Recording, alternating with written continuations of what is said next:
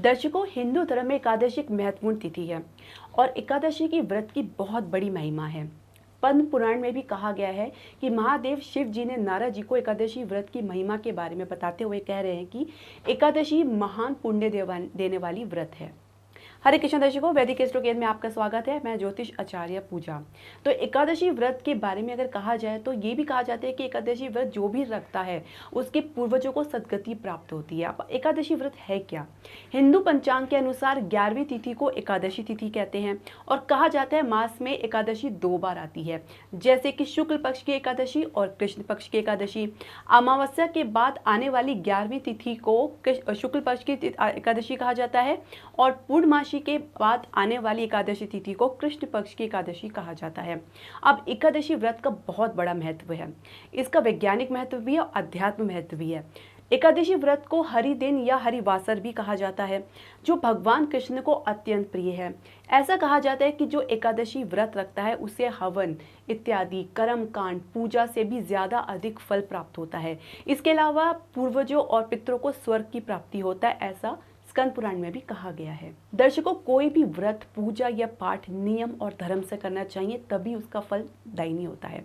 ये व्रत कोई भी रख सकता है। इस दिन प्रार्थना स्नान से निवृत्त होकर आप गीता का पाठ अवश्य करें और इसके अलावा कोई महामंत्र का जाप कर सकते हैं, या यदि आप कोई महाविष्णु का जाप कर सकते हैं, उनके मंत्र का भी आप जाप कर सकते हैं। एकादशी के व्रत का प्रारंभ और पारण दोनों ही महत्वपूर्ण हैं।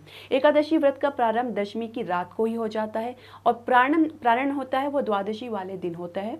इसके अलावा आप द्वादशी वाले दिन जब प्रारण करते हैं तब उसमें आप सात्विक भोजन ही लें। अब आप बाकी जो है अपने सामर्थ्य अनुसार कर सकते हैं, जैसे दान कर सकते हैं, किसी की मदद कर सकते हैं। अब इसमें क्या करना चाहिए और क्या नहीं करना चाहिए, इसके बारे में भी जानना बहुत ज़रूरी है। देखिए, इस दिन वृक्ष के पत्तों को बिल्कुल भी नहीं तोड़ना चाहिए, ना ही कोई जीव हत्या करनी चाहिए। बाल नहीं कटवाने चाहिए। इसके अलावा कम बोलें, उतना ही बोलें जितना ज़रूरत हो। चावल खाना बिल्कुल ही निषेध है। इसके अलावा अपने मन में किसी प्रकार का तनाव या विकार तो बिल्कुल भी ना रखें। फलहारी भोजन लें और हो सके तो आप यथोचित दान करें, जैसे मैंने आपको बताया है। आप हरे कृष्ण महामंत्र का जाप कर सकते हैं या ओम नमो भगवते वासुदेवाय का भी जाप कर सकते हैं। इसके अलावा अपने मन में किसी प्रकार का, जैसे मैंने बताया, विकार न रखें, ना ही कोई चुगली करें, किसी के बारे में कोई शिकायत करें। अपने मन में एक तरह से सात्विकता लेकर आए और सात्विक भोजन ही करें। तो दर्शकों, इसका वैज्ञानिक महत्व भी समझना बहुत ज़रूरी है। आप आश्चर्यचकित रह जाएंगे जब इसके वैज्ञानिक तत्वों को समझेंगे। कहा जाता है कि एकादशी वाले दिन पृथ्वी का दबाव मैक्सिमम होता है, बहुत ज़्यादा होता है, और जिसकी वजह से प्रत्येक अवस्था में इम्बैलेंस या असंतुलन की स्थिति पैदा होती है और ये इम्बैलेंस हमारे मस्तिष्क में भी होता है।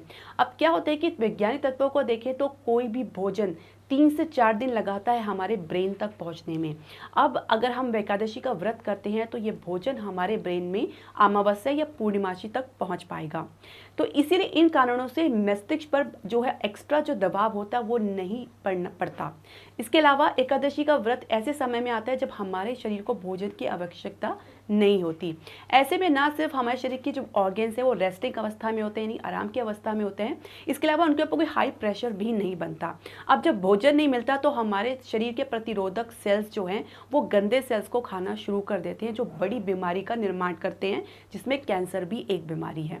तो कहते हैं कि एकादशी का व्रत जो रखता है इस बीमारी से दूर रहता है। इसके अलावा एकादशी के व्रत के कारण जो हमारे इंसुलिन को सही ढंग से रखता है, ब्लड में कोलेस्ट्रॉल को भी सही मेंटेन करके रखता है। इसके अलावा व्यक्ति लंबा जीवन जीता है, हमारे किडनी फंक्शंस, हमारे लीवर फंक्शंस को भी दुरुस्त रखता है। तो कह सकते हैं कि अध्यात्म और वैज्ञानिक दोनों महत्व है एकादशी व्रत रखने का।